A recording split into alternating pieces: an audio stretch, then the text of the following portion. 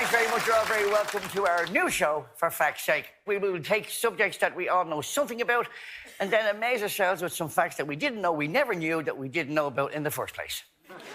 But I can't do it alone. So each team will have a captain who I'll introduce in a moment. But most importantly, the rest of the team will be made up of you, the audience. Give yourselves a clap. It's very exciting, but already I can see with tonight's audience we're in big trouble already. Well, here is a fact. Our two team captains are waiting to come on stage. One is my beloved real son, and the other is Mrs. Brown's rogue son, who's like the son I never wanted. Will you welcome, please, Danny O'Carroll and Paddy Houlihan.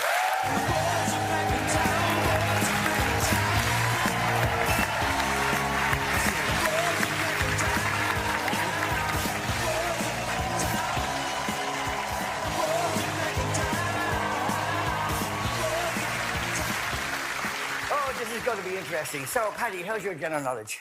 Yeah, it's quite good. It's better than Danny's, so I'm not too worried. You're both very competitive, have been since you were kids. Yes, very. Any subjects that you're really good on, Danny? Yeah, there's not many. What about you, Paddy? Anything to do with numbers, I struggle. Or letters. OK, before the show, we asked our audience to send us their favourite facts. From those facts, I've chosen tonight's team members. Some of the things you said were a bit weird. Pamela Grogan, where are you, Pamela? Yeah. Hello, Pamela. Sit down, love, it's not a raffle. Pamela says you can't touch your nose with your tongue. I meant it the other way around. You can't touch your tongue with your nose. No. You can go on Paddy's team.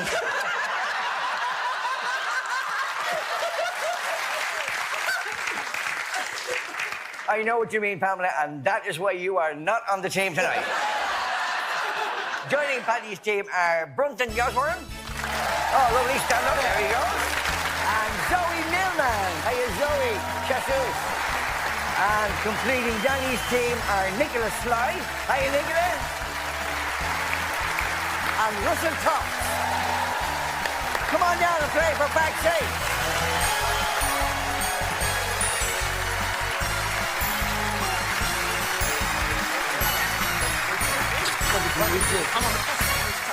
Guys, you'll find your name tag there in front of you, so just write your name on your name tag. I want you to make yourselves comfortable, but don't make yourselves at home. Because see that red button in front? Paddy and Danny can substitute you at any time by pressing that buzzer. Give us a buzz. That means you're out of here. Because we have other members in the audience who are willing to take your place at the drop of a hat. OK, so who have we got here? Brunton. Brunton, who has problems with pins. Yep. I'm so tempted already. Don't try that with me.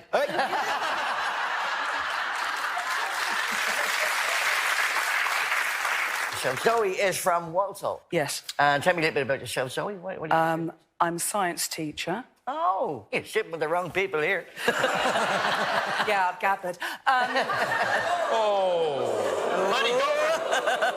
I actually did very well in science in school, I'll have you know. Yes, but not biology, darling. Right. You're on my team! Not for long. OK, Russell, tell us a bit about yourself. I'm currently in retail, but I trained as a zoologist, and zoos have always been my passion. Where did you train? The zoo. Nicola, tell us a bit about yourself. I'm Nicola, I'm from Cornwall, and I'm a writer. Like myself? Yes. Not in your class, of course, though, Brendan. Oh, you would be in my class, of course. I have 3 books at home and 2 of them aren't coloured in. OK, so time for round 1. And round 1 is Tingy. Now, everyone knows something about something, so the whole audience here tonight has brought with them a tingy, an object that represents their own specialist subject. So, audience, let's see your tingy. Let's have a look. Give us a wave. Interesting. Excellent. In this round, your opposing team will show you their tingy, and all you have to do is select whose tingy you want to play with. That person will then tell you 2 things about their specialist subject. One will be real, and the other, of course, will be false. Choose the correct fact, and you win a point for your team. OK, Brunton, show us your tingy. Oh, hello. Specialist It's a rabbit. It's a famous Mongolian piece of headwear. Belonging to a man? Belonging to a man, yes. A great man. Genghis Khan. Oh, Genghis Khan. Okay, well, let's see what we have. Zoe, what's your thingamajiggy? Red hair dye. Not dye. Melanocortin R1. And what exactly is melanocortin R1? Melanocortin R1 is the gene that turns on ginger hair. This is real. So you're a genuine redhead? I am a genuine redhead, yes. Paddy, what's your thingamajiggy? Well, Brendan, today my thingamajiggy is mushrooms. I was having a conversation with my brother-in-law and he was saying the Egyptians used to think that they were magical because they appeared overnight. And also they're a great source of vitamin D, which is great if you're from Ireland because we don't get any sun whatsoever. So, yeah, that's why I have mushrooms. Right, so whose thingamajiggy do you want to play with? It's up to your team to decide. Do you know anything about Genghis Khan? Nothing. Let's go with the redhead. OK, so you're going to pick the redhead gene. So, Zoe, tell us 2 facts about redheaded people and we'll decide which one is the true one. The first fact is redheads go greyest quickest. The second fact is 13% of the Scottish population is ginger, making it the most ginger nation on earth. So Scotland is the most ginger country on earth. All redheads go grey quicker. Yes, I do. Yeah. Yeah. Yep. You sure? Yes. OK, we've got an answer for you. Lovely stuff, Danny. What are you going to go for? We're going to go with 13% of Scottish people are redhead. What is the true fact? That 13% of Scotland. Well done. Well done. That is a point for Danny's team. OK, get your thingamajiggies out, guys. We'll start with you, Nicholas, seeing as how you have your thingamajiggy out. And that is a bottle of poison. That's right, yes. OK. I'm a pharmacist's daughter, and I've just had a lifelong interest in murderers. In... Not in murdering, right? And my husband still eats my cooking.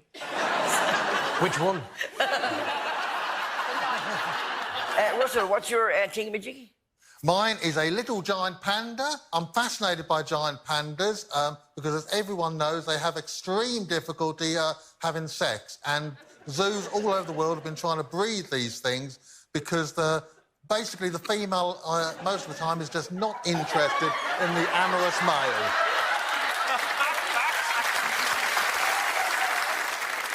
So, Danny, what's your thingamajiggy? And if it's better than poison or a panda that won't shag? Disney World. I know all about Disney World. I know everything about it. I know all the movies. Tell me, though, why is it that Mickey Mouse, the ears are always the same way, no matter which way... You're the zoologist. You tell me.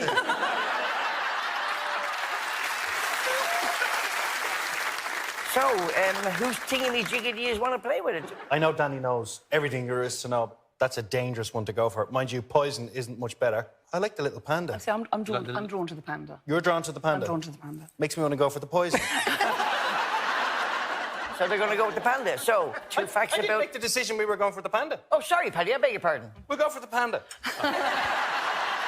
After a bit of deliberation, Paddy's decided to go for the panda.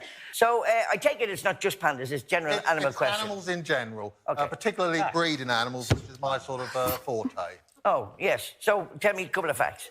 There's a zoo in Kent where the keepers have to dress up as ringmasters in order to deal with a lion that came from a rescued circus. And my second fact is that there's a zoo in Japan that in 2014 announced that the only reason the keepers have so far been able to mate their hyenas, well, when I say the keepers, I don't mean the keepers were mating the hyenas, but the only reason that they tried for 4 years to mate these animals without success was because both the animals turned out to be male. So, Paddy, you have to think about this one. What do you Jesus, think? I don't know. I'm confused now. Zoe, Buzzan, what do you think? I've got a feeling it's the second one. The Japanese are a very polite race, and so they're just... Obviously not. Whoa, hold a second. Who brought the Japanese into this? It was in Japan. He said a Japanese... Japanese zoo. Zoo. Oh, it is There's a Japan. zoo in I Japan. thought you said it was in Kent. No, that's the lion. There's a zoo in Kent. I woke up when you where said Kent. The keepers dress up as Oh, OK, all right. OK, I think we're ready to make a decision. What do you think? OK, Paddy, let's have your decision. We're going to go for the ringmaster. OK, the decision is made. It's the ringmasters they're going to go for. May I say, you are wrong. At Portland Zoo, the keepers did learn to speak French in order to talk to a group of guinea baboons. but they did not dress up as ringmasters. Which fact are we on? Because if I was going to talk to you about real nice do it in French. Well, Brendan, yes. have you ever in your life studied the maiden habits of hyenas? Why the fuck would I be studying the mating habits of a hyena? Maybe they're the same as me. Or, you know, my wife, when we're making love, she goes, ha, ha, ha, ha, ha. I don't know. All I'm saying is it's very, very difficult to sex spotted hyena. The female has a pseudo-penis. It's actually an elongated clitoris. So We're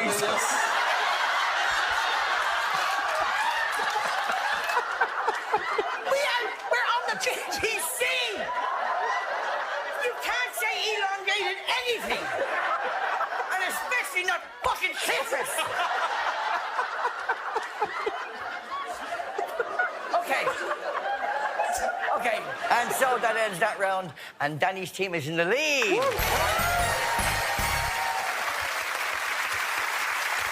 Now, for the next round, I need a little bit of help. So, you probably recognise him as Mark from Mrs. Brown's Boys. His name is actually Pepsi. He can play anybody, and you're going to see that tonight. Because tonight, ladies and gentlemen, to help me with this round, will you please welcome William Shakespeare.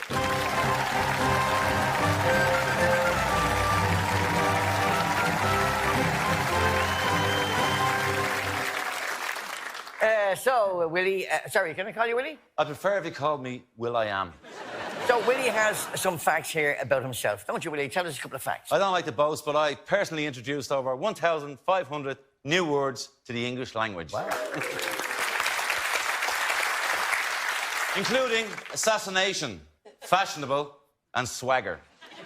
So there you go. OK, so teams, figures on buzzers, please. For a point, answer this about William Shakespeare. What thing that Willie here and his wife used to enjoy together in the bedroom did he leave to his wife? Yes, Zoe. His second best bed. Is absolutely right. His second best bed. Well done. Tell me this, where did you hear that? I used to be a volunteer for Mary Arden's farm, and I used to dress up as a Tudor. Of course you did. Yeah, well, I look like a wench, so I can't help it. And the idea is your first best bed was one that you showed people. Right. The second best bed is actually the one they slept in, so it's actually a sign of love that he willed her the second best bed. Point for Paddy's team.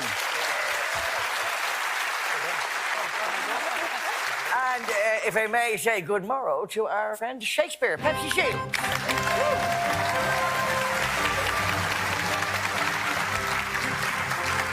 The next round is called, and I have to be very careful how I say this. Actually, I mightn't even say it. I might get... Nicola, why don't I get you to say it? You can read out the title of this next round. It's going to be on the screen. So, Nicola, the next round is called... Fact hunt.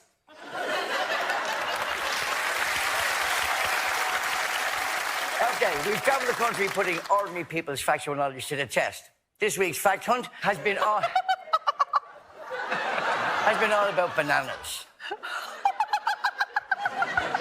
Who can tell me something interesting about bananas? I can. Bananas don't actually grow on trees. They're actually giant herbs. Okay. Oh, Zoe. We use bananas in a radioactive scale to explain a relative radioactive experience. So everything that's been exposed by the sun has got a radioactive level. You'd have to eat 200 bananas.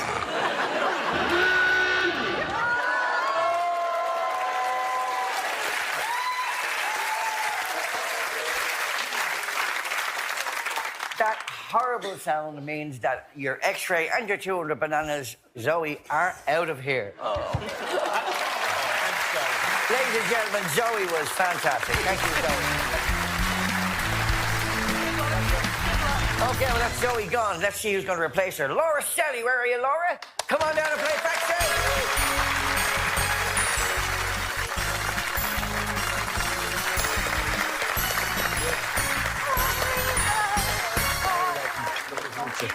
OK, Laura's from Leigh-on-Sea in Essex. She's an Essex girl. Sorry about that. I have to apologise. I think Essex girls are absolutely wonderful. They I love are. them. So tell us a little bit about yourself. What do you do for a living? I'm a teacher. Yeah. What class do you teach? I've got year 4 at the moment, so in a junior school. First of all, Laura is here joining us. Can you tell me anything interesting about bananas? I know that monkeys open them upside down to eat them. That's the correct way to open them. Really? You turn it upside down, you pinch the nipple, and you peel it. Okay, well, I can tell you a fact about bananas. The reason bananas are curved is because they actually grow on the stalk upside down and they curve up to the sun to reach the sunlight. Now, I knew that, but out there in the real world, who knew that fact? Let's meet this week's 4 fact hunters. One of these people knew why bananas curved, and 3 of them didn't have a feckin' clue. To win the point, you just have to correctly choose the person that you think knows the most about bananas. So let's meet them. Hello, my name is Paul. I used to train sniffer dogs to find counterfeit condoms. Hello, my name is Olivia. When I was 15, I was in a girl band. Hello, my name's Dom. If I eat any sort of fresh mints, then I sneeze without failure. Hello, my name's Sharon. I'm a granny. Good girl, Sharon. Hold on a second. I haven't got past counterfeit condom. What the hell is a counterfeit condom? So, who do you think would be your best judge of bananas? I would have went for Sharon because she's a granny and she'll know. What would you choose I out would of say- Dom and Sharon? I'd say Sharon. Sharon? Because kids are always asking, like, why is this, why is that, Granny? And I think she might. I think it's Dom, but please. You think it's the minty sneezer? I think it's Mr. Minty. Dom, yeah. OK, you're going for Dom. If it's wrong, you're out of here. Danny, or do you need more time to consult with Russell because it could be a conference there? My first thought was Dom, but now I'm veering gracefully towards Olivia. I'm sure you are. But I'm still going to stick with Dom because I think he knows which way up his bananas grow. Okay. OK, we're going to go with Dom. Both teams are going for Dom. Well, let's see, first of all, what Paul said. Bananas are curved because the bottom of the banana is heavier than the top. OK, let's see what Sharon said. Bananas are curved because when it's sunny, the wind blows, and the direction of the wind makes them curve. OK, Olivia said. Bananas are curved because monkeys use them as a telephone.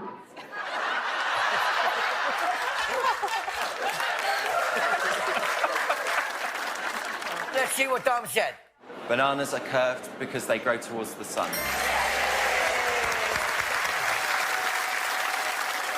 So that means a point for both teams, and that means that the scores are neck and neck still. OK, this next round is called Just a Theory, and it's all about science. Now, because this is science, and because I also know Nicola knows a lot about science, I think, Danny, you need to vote her off. Oh. Hit the button, Danny, hit the button. Hit the button, Danny. Nicola, thank you so much. You're a wonderful guest. You've been absolutely marvellous, but you're out of here.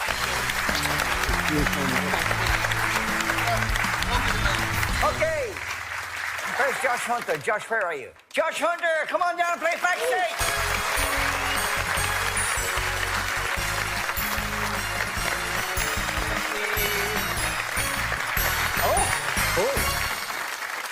Hello, Josh. Josh comes to us all the way from Birmingham. And Josh, tell us a little bit about yourself while Danny's writing that. I'm 21, I'm from Birmingham, and I do gymnastics. Competitively, or...? Yes, so I've represented Great Britain a few times. Well done. Go on, can you do Yes, a little twirl, or...? Go on, then. I'll do a Yeah, OK, come on, Josh. Right, ready? OK. Here you go. You're kidding. Oh!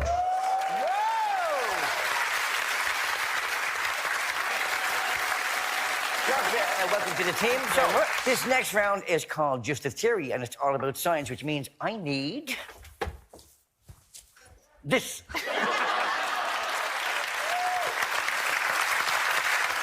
find out what scientific theory we'll be testing tonight, teams, I have a question for you. Fingers on buzzers. Go, Gus. Every year, British people pour 235 million pints of what onto their puddings? Oh. Custard. That is absolutely right. That's a point for Paddy's team.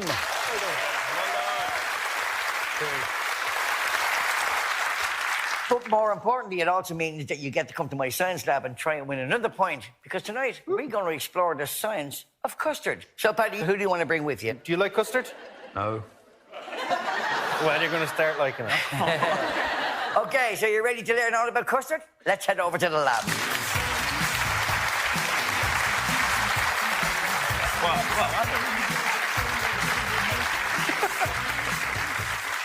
Well, welcome to my lab, and here's my lab assistant, William Shakespeare. William is going to give you two scientific theories about custard. One is real and works, the other is fake and doesn't work. Pick and prove the right scientific theory, and it's a bonus point for your team, Paddy. Here are your two custard theories according to Shakespeare. Theory 1. You can run across custard without sinking. And theory 2. The sound of music is amplified as it travels through custard. Oh, so that's interesting. Thank you, Shakespeare. So, which theory do you think is an actual fact? I'm leaning towards that you can run on custard. Get in there!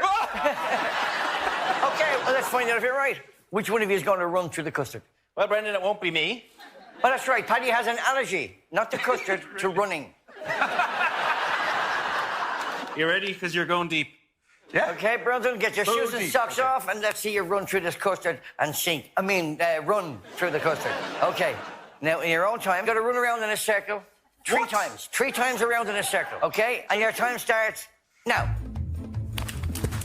Yes! Yes! Oh, yes. That's 2. That's 2. Go. That's 3. Hold on. Okay, that's done. Now, what? No. Just to prove that if you don't run... Oh, no. Watch what happens. Well done. A point for your team, and back to your desks. Oh, thank you. I can't get up.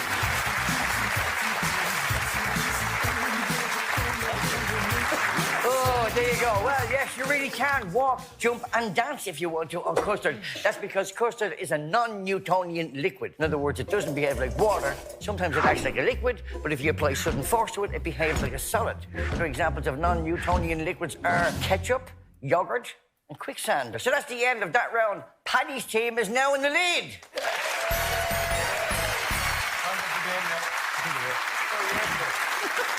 Time for our final round now. Easy peasy, expert easy.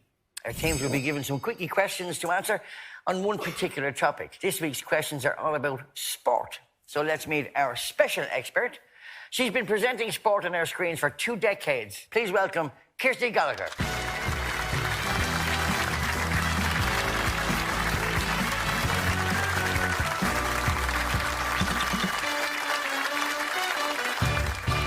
Hello, Kirsty. Hello. It's great to have you. You grew up around sport. I mean, sport is in your family, it's in your blood. Yeah, obviously with my dad being a golfer and cousin being a golfer, brother being a good golfer, golf's in the family, but I loved sport and fitness and all that as well. OK, right, teams. Kirsty's here on hand to confirm any disputed answers and provide us with some extra sporting facts as required. You get a point for every correct answer. Are you ready? Hands on the buzzer. And until you hear Shakespeare make this noise... Ball left! That'll be the end of the game. OK, fingers on buzzers. Here we go. What were frisbees before frisbees were frisbees? Russell. Were they weapons like the boomerang? No. Like the boomerang? Were they lids off a biscuit tin? I can tell you that you're all wrong. The actual Frisbee Pie Company used to bake their pies in heavy metal tins, and the staff used to throw them to each other on their lunch break. OK, here we go. The loudest grunter in tennis is Maria Sharapova at 109 decibels. But first of all, teams, do you think you can grunt louder than her? Yes. I reckon Russell can. Let's see if Russell can... Wait, Let's come have on, a look at this. OK, I have a digital sound lever meter. I'm just adjusting my diaphragm.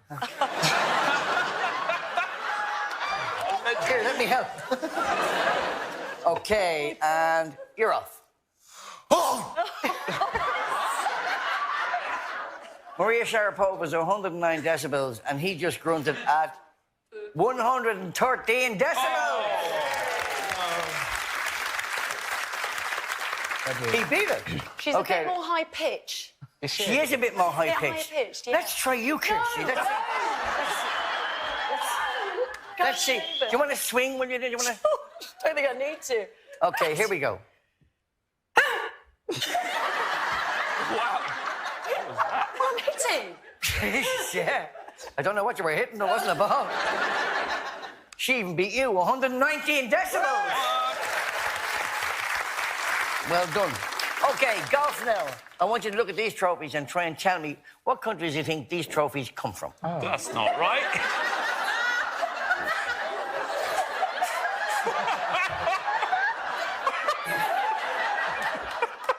Okay. Josh. Germany? No. LPGA Championship in California. California. So no points there for anybody. Let's have a look at the next one. Oh. There's a huge hint here. Huge hint. Yes. Is it South Africa, by any chance? Great guess. I wonder who that is with all the kids around them. It is, of course, Nelson Mandela. And that is a South African trophy. Isn't that right, Kirsty? Correct. Okay, here we go. Fingers on buzzers. Name 3 types of wrestling. Mud. Mud is 1. Greco-Roman. Greco-Roman is 2. Arm wrestling is 3. That's 3. Well done. Well done. Very good. Okay. How are you with arm wrestling, Paddy? Yeah, okay. Come out here and let's see the arm wrestle here. Me and him? I'm going to back down. Yeah. Russell, go you in. Okay, I mean, go on, Listen, we're losing. Russell is going to arm wrestle Paddy.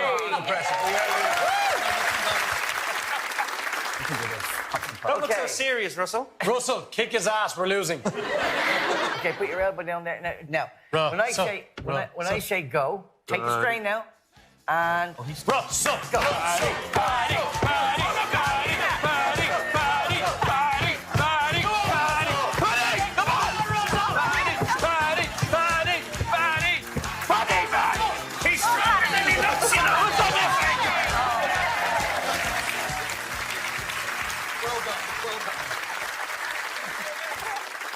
Kirsty, can I ask you a question? Once the elbow comes off the table, you're disqualified, is that right? Yes, I believe so. Paddy, you are disqualified. Why? Paddy. And that point has to go to our talking hyena, Russell.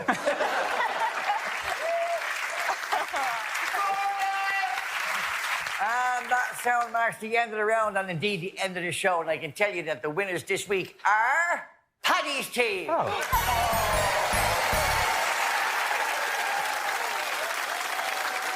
And that means that you are the winners of this, the Big Brain Trophy. Ooh.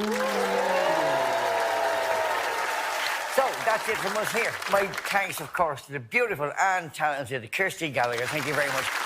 And to play us out, it is the bard himself. Take it away. We will it.